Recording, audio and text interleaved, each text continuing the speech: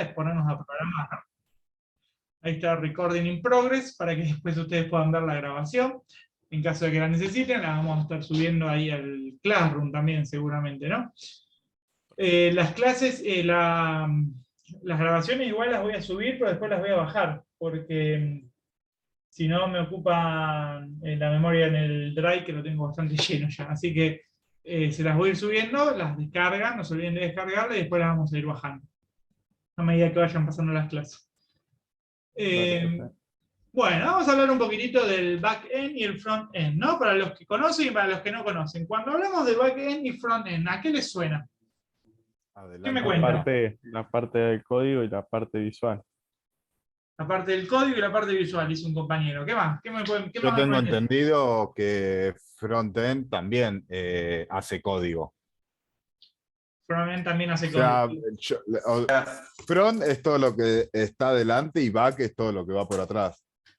Bien, eso en inglés, ¿no? Si lo traducimos al español. Claro. Bien, ¿qué más? ¿Qué más me pueden contar? ¿Qué les suena? ¿Qué vieron?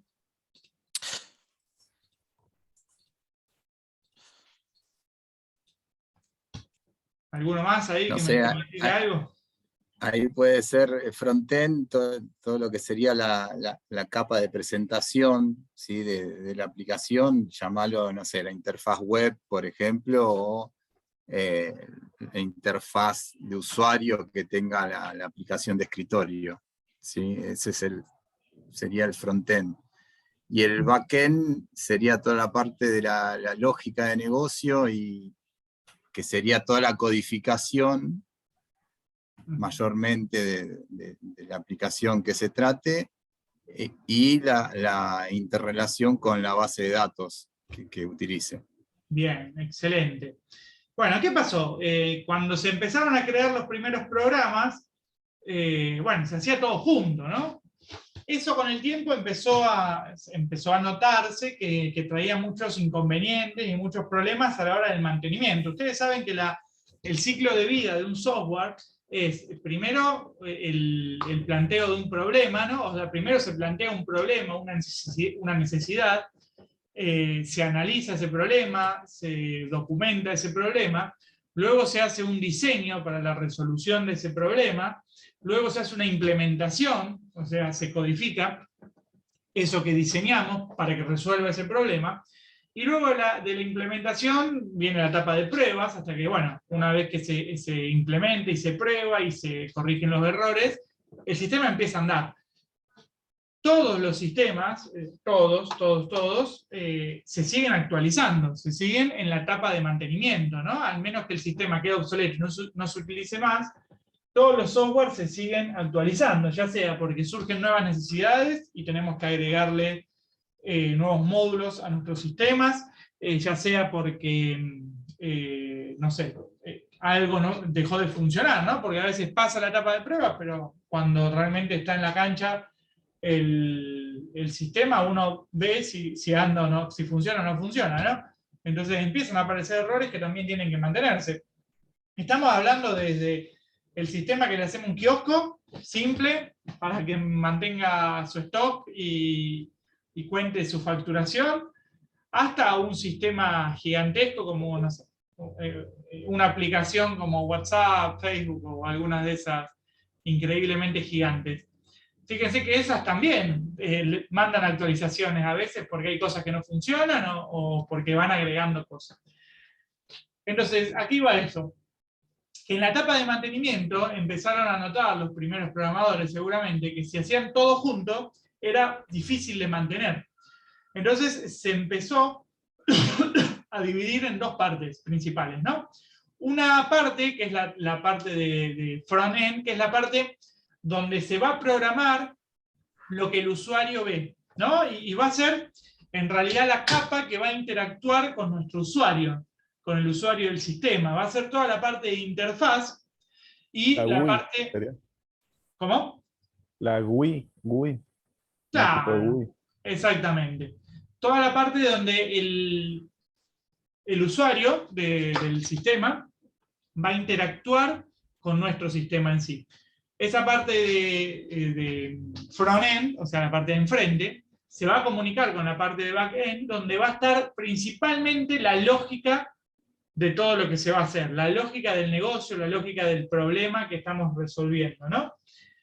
¿Qué se empezó a ganar con esto? Bueno, se empezó a ganar programas más fáciles de mantener, programas más fáciles de documentar, programas más robustos, programas que realmente cuando había que hacer algo, bueno, primero habría que ver cuando surge un problema o cuando surge una nueva necesidad, ver si eso está, esta solución está solamente en el backend, solamente en el frontend o en ambos, ¿no? Y a veces por ahí tocando solo una parte, ni siquiera tengo que tocar la otra para poder solucionar el inconveniente, ¿no? Entonces empezó a surgir eso cuando se vio el funcionamiento y el mantenimiento de los primeros programas, ¿no?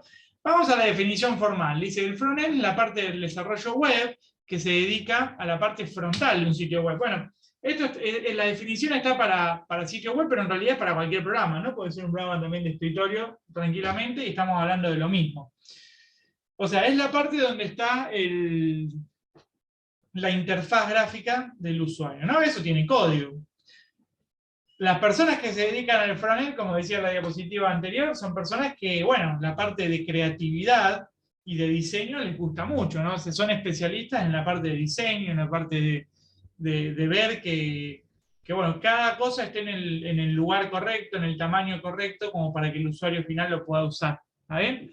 A los que nos dedicamos más a la otra parte, a la parte de backend, como que nos importa poco, ¿no? El tamaño de la letra, el tamaño del control, si es más chiquito, más grande, si está más a la izquierda, más a la derecha, pero eso es realmente importante, ¿no? Porque al fin y al cabo al usuario final lo que más le importa es que lo vea bien, que lo vea cómodo, que lo vea útil.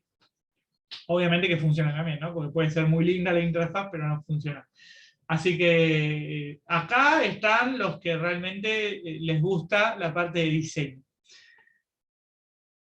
¿Qué lenguajes hay? Bueno, por ejemplo, se utiliza el HTML. ¿Conocen un poquito de HTML? Sí, sí. Poco y nada.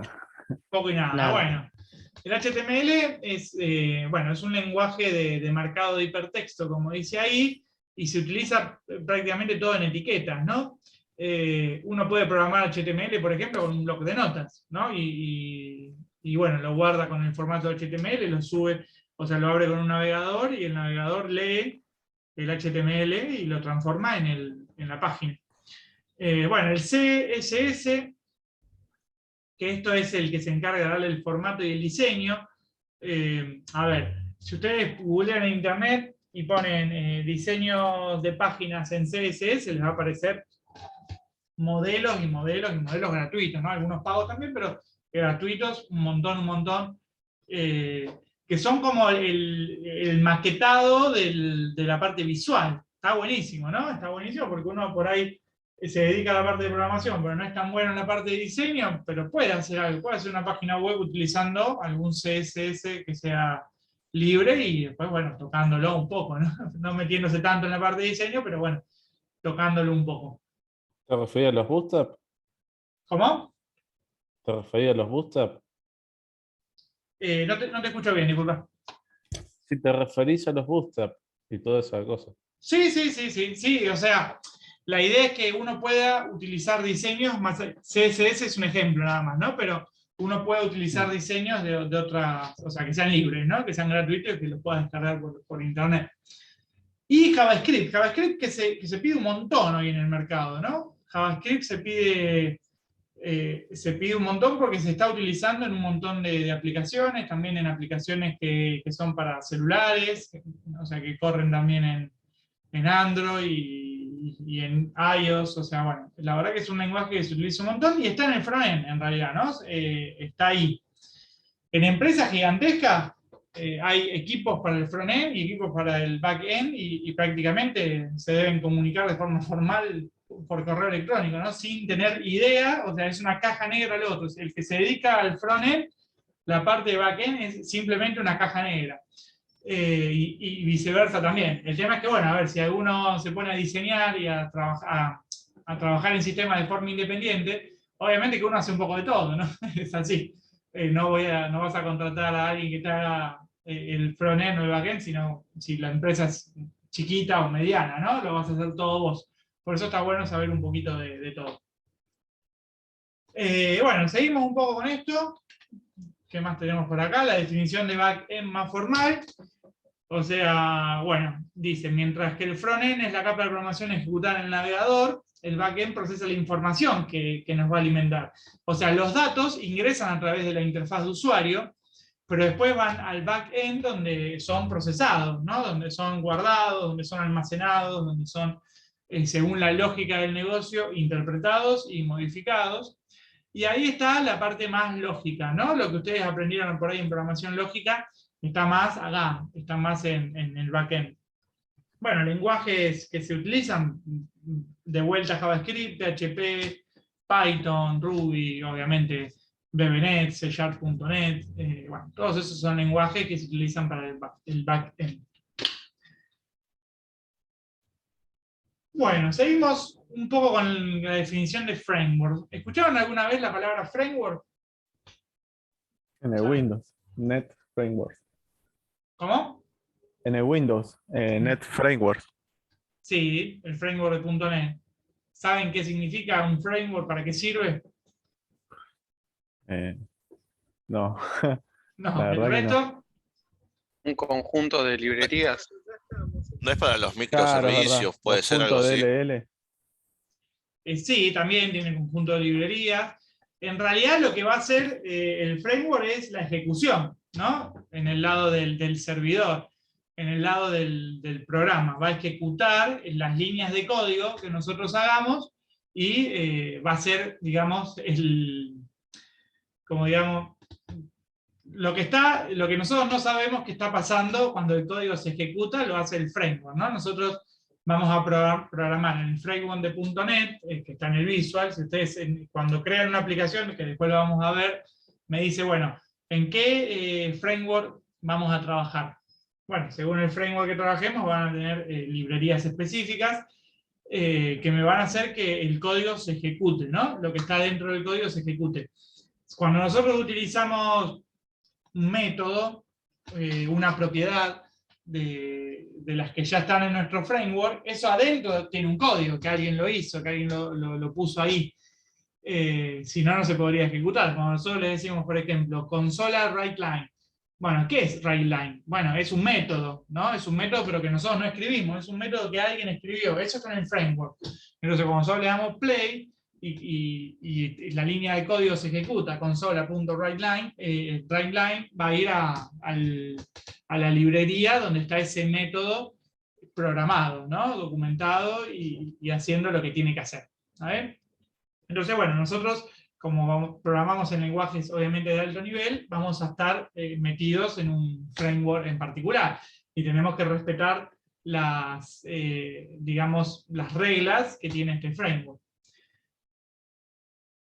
Bueno, ahí dice que está todo, ¿no? Las herramientas que se utilizan, los editores de código, los compiladores, los debug guiadores, ¿está bien? Para que revisen los errores de seguridad y gestión de base de datos. Bueno, está todo ahí en el framework, ¿no?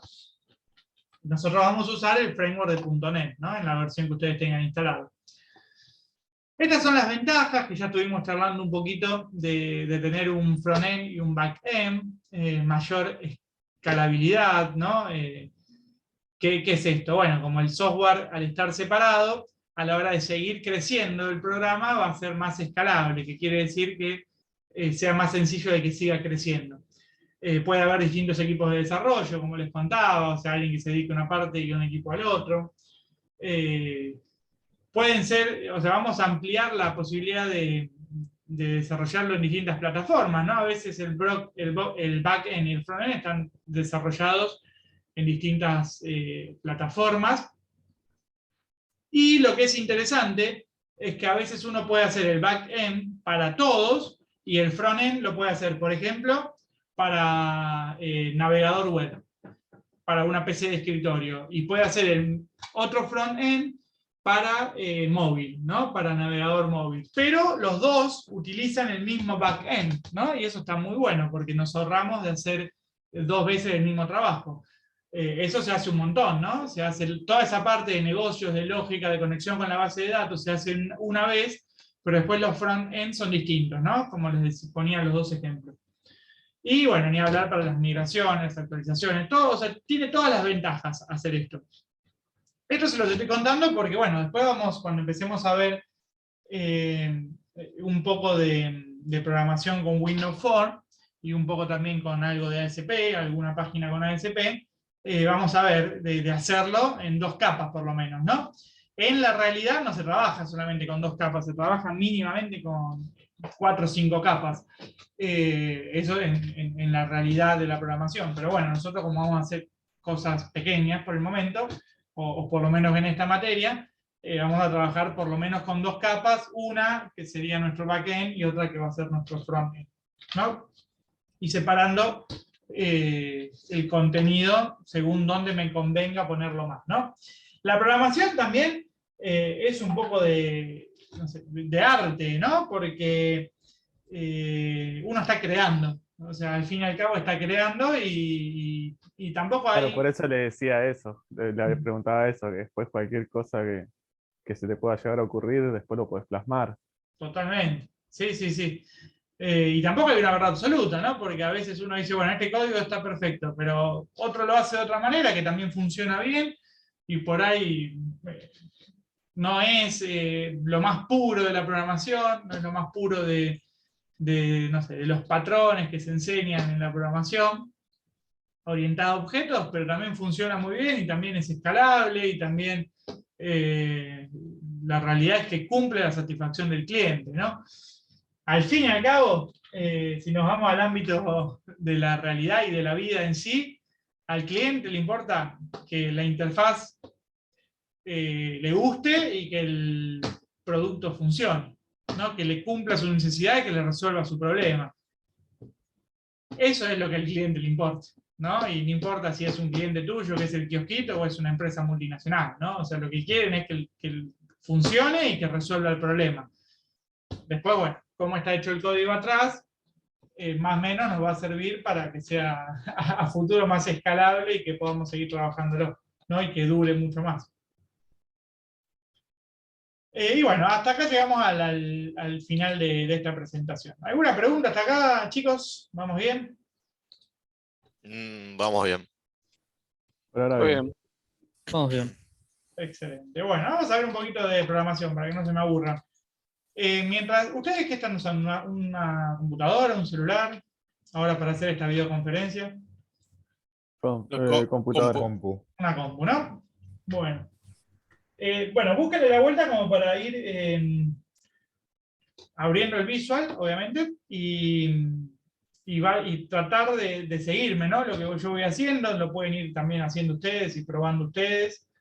Vamos a hacer un poquito ahora de programación, vamos a ver un poco la interfaz del .NET, después vamos a hacer un recreo y vamos a volver con una segunda parte.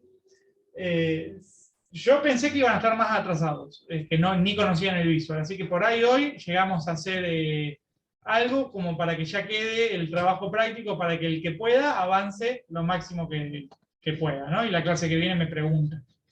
Porque como en 15 días no nos vamos a ver, si ya pueden ir haciendo el trabajo práctico, mejor, ¿no? Mejor para ustedes, porque si no los tiempos se van a acotar después.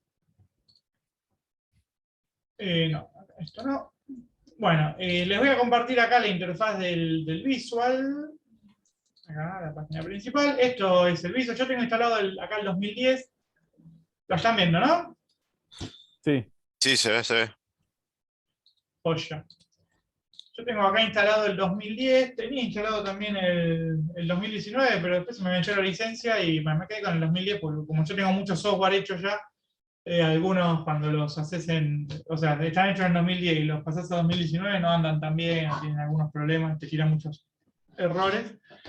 Así que bueno, me decidí por dejar este. Si alguno tiene alguna versión más de las más nuevas, es prácticamente lo mismo, ¿no? No hay mucha diferencia, cualquier cosa, si algo no le funciona, me pregunta. Bueno, esta es la interfaz. Vamos acá a ir a archivo nuevo, proyecto. Y acá en nuevo proyecto tenemos las opciones. fíjense, acá arriba lo que les decía del framework, ¿no? Está por defecto el framework de .NET 4. Están los demás. ¿Para qué yo necesitaría los demás? No sé, si alguna vez necesito tocar un programa o me contratan para tocar un programa que está hecho en framework, no sé, 3.0, bueno, me conviene ejecutarlo en 3.0, ¿no? Por las dudas de esto que les decía, por las librerías y demás, para que no moleste. Acá tengo el tipo, en este caso es Visual Basic, yo lo tengo configurado en Visual Basic. ¿Me fue? Acá tengo los otros lenguajes, C#, C++, F# también. Bueno, ustedes pueden elegir el que ustedes quieran, ¿no? Lo importante es programar. Yo voy a elegir Visual Basic por el momento. Acá tengo los tipos. Tenemos la aplicación de consola. Si ustedes ven acá, aplicación web ASP.NET, lo que me preguntaban hace un ratito, es que ya lo tienen instalado la parte de ASP.NET, ¿no? O sea, no hace falta que... Sí, al menos yo lo tengo. Buenísimo, si lo Creo tienen, que ya lo hemos está. instalado. Está instalado. Nosotros vamos a usar estas tres. Aplicación de consola, las primeras clases. Aplicación de Windows Phone, las siguientes. Y vamos a terminar después viendo algo de ASP.NET, ¿no? Pero bueno, primero vamos a ver un poquito la aplicación de consola, que es lo más básico de lo básico. Acá abajo le damos el nombre a lo que nosotros agreguemos. En este caso le vamos a poner, por ejemplo, clase número 1. Y acá tenemos la aplicación de consola.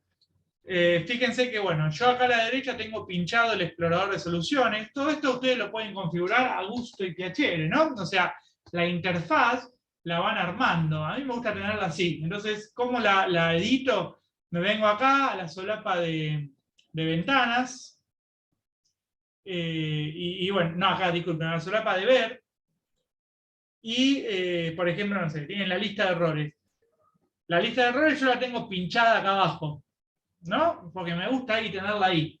Hay gente que le gusta tener todo completo, digamos, en su monitor, esto, ¿no?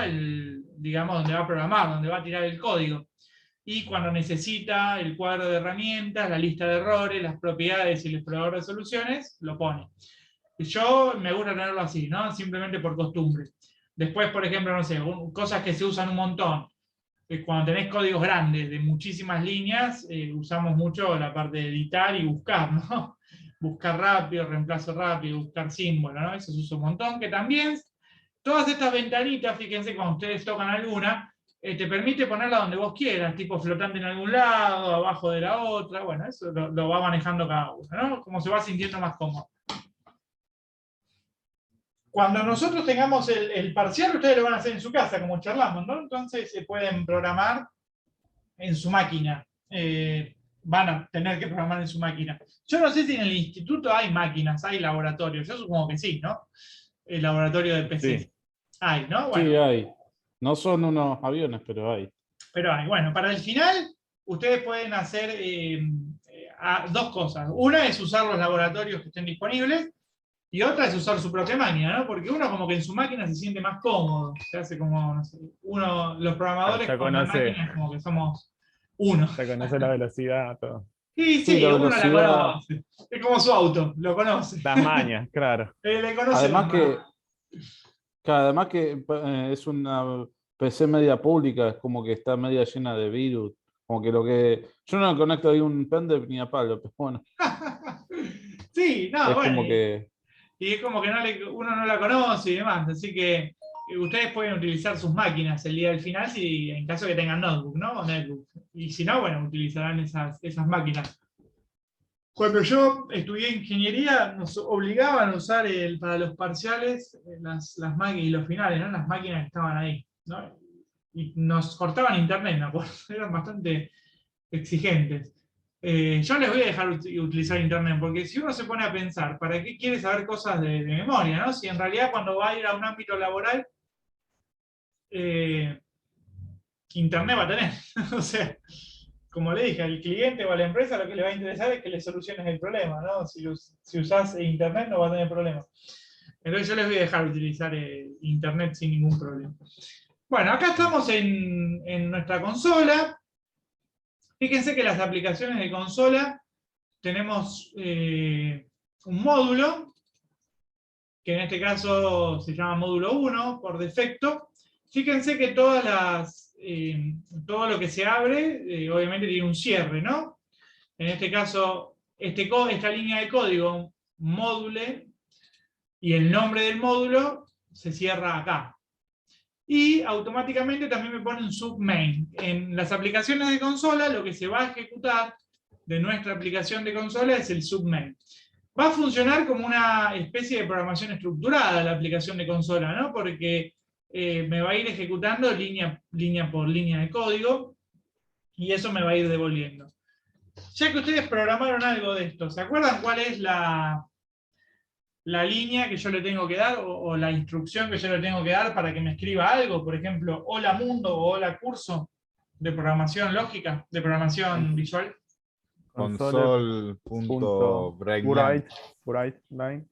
Entre Exactamente. paréntesis, comillas, adentro del texto. Excelente. Fíjense esto. Vamos a ir analizando el código, ¿no? Para que ustedes vayan viendo. Console es algo que está en el framework, es una clase, ¿no? Cuando ustedes vieron programación orientada a objetos, vieron que hay clases, que yo puedo, obviamente, crear clases, ¿no? Pero hay clases que ya están creadas en nuestro framework. Console es una clase.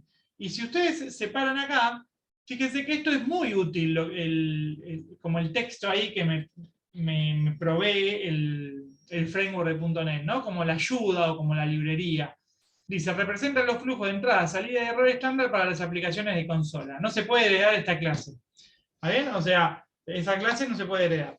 Entonces, dentro de console, cuando yo pongo punto, tengo métodos y tengo propiedades. ¿Cuáles son los métodos y cuáles son las propiedades? Los métodos son los violetas y las propiedades del avioncito, supongo. Los métodos son los violetas, me dijeron, y las Sí, propiedades... eso es lo que yo pienso. Sí, muy bien. Los métodos son los violetas, o sea, sí, es como un cuadradito violeta, ¿no? Y Sí, un las rombo. propiedades, claro, es como ese cosito con amarillo. ¿Cuál es la diferencia entre método y propiedad? Uno ejecuta. Ahora se me viene a la cabeza get y set de los métodos. ¿Uno ejecuta qué? No sé cómo terminar la. No sé cómo terminar la Ejecuta, frase. ejecuta una Métodos orden. son acciones los métodos. Los métodos son acciones, me encantó. Y propiedades Excelente. son atributos. Las propiedades son atributos, excelente. Ah, ¿querés? Por ejemplo, si yo me creo una clase que sea la clase, no sé, la clase stock, ¿no? De mi kiosco, que estamos grabando el kiosco. El stock va a tener propiedades. ¿Qué son las propiedades? Los atributos. Por ejemplo, el stock, un atributo del stock puede ser nombre. Otro atributo puede ser color. Otro atributo puede ser cantidad. ¿No? Esos son atributos, son propiedades. Después, los métodos pueden ser, por ejemplo, no sé, descontar stock. ¿Qué es descontar stock? Es un conjunto de acciones, un algoritmo, que me va a hacer algo con esa clase, ¿no? O sea, por ejemplo, descontar stock. ¿Está bien? Esos son los métodos. Bueno, estas clases ya están programadas en el framework y ya tienen métodos y propiedades, ¿no? Entonces yo, por ejemplo, puedo configurar una propiedad que sea la propiedad título, y bueno, le voy a cambiar el valor, porque recuerden que los atributos lo que van a tomar es distintos valores en tiempo de ejecución. O puedo utilizar un método, que un método, por ejemplo, es el que me contaban recién, ¿no? Console.WriteLine. Console.WriteLine, si nosotros nos metemos dentro del paréntesis, dice que tiene 1 de 18. ¿Qué es eso, 1 de 18? No, ahí ya no sé. Los maté. A ver, alguno que me responda. ¿Qué se imagina? Que nunca vimos esta introducción, profe, con la anterior profesora. No, no importa, Esto bueno. es mucha información y a mí me viene re bien. Genial. Bueno, yo, lo que no sepan, ¿no? Yo les pregunto también para ver si con su intuición me pueden decir qué es esto 1 de 18. Vamos a recorrerlo, ¿no? ¿Opciones serán, profe? Opciones, sí. ¿Pero qué tipo de opciones? Fíjense, ahí se los estoy modificando con la flechita. Tiki, tiki. Ah, el tipo de datos. Parámetros. Parámetros. ¿Qué más? Bueno, esto que está acá que está del 1 al 18, se llama sobrecarga. ¿Esto no lo vieron en la teoría de objetos? Sí, sobrecarga de constructores, métodos. ¿no son? Sobrecarga de métodos. Exactamente. A ver, la teoría de la programación orientada a objetos está re linda, pero la tienen que llevar a la práctica, ¿no? Porque si no, la teoría no sirve para nada, ni acá ni en ningún lado, ni en ninguna materia de nada. Entonces, tenemos que esos conceptos teóricos que ustedes vieron en programación orientada a objetos, tenemos que llevarlo a la práctica. A ver, ¿qué es eso de sobrecarga? Bueno, un método está sobrecargado cuando tiene distintas, tiene distintas escrituras. Mismo nombre, pero adentro tiene cosas distintas. El método console.writeLine está escrito 18 veces, ¿no? Lo que cambia es lo de adentro y lo que va a recibir.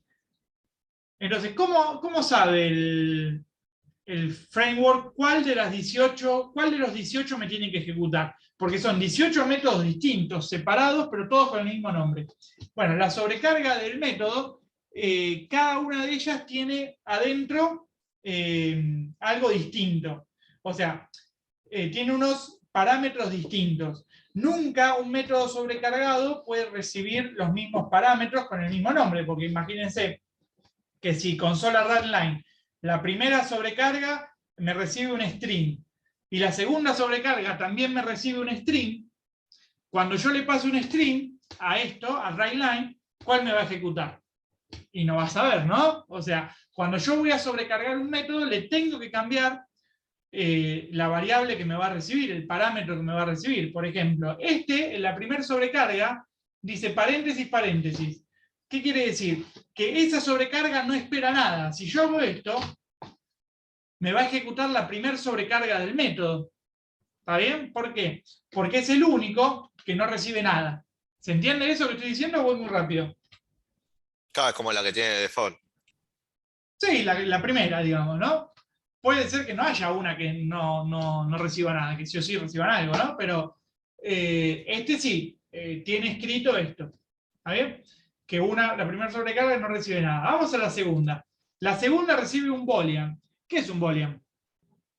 Bandera. Lo que puede ser. Booleano. Que puede Verdadero o ser falso. dos opciones. Verdadero o La de falso. true o false. Exactamente. Un dato booleano recibe verdadero o falso, ¿no?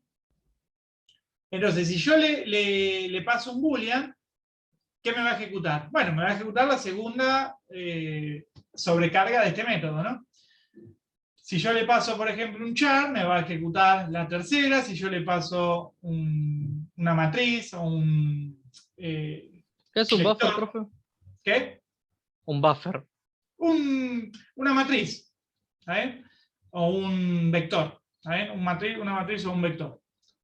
¿Qué diferenciaba matriz de vector?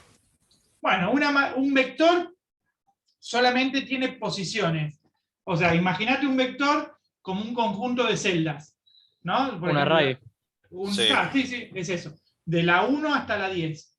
Una matriz es como un conjunto de vectores, ¿no? Porque tenemos filas, pero también tenemos columnas. ¿Está bien?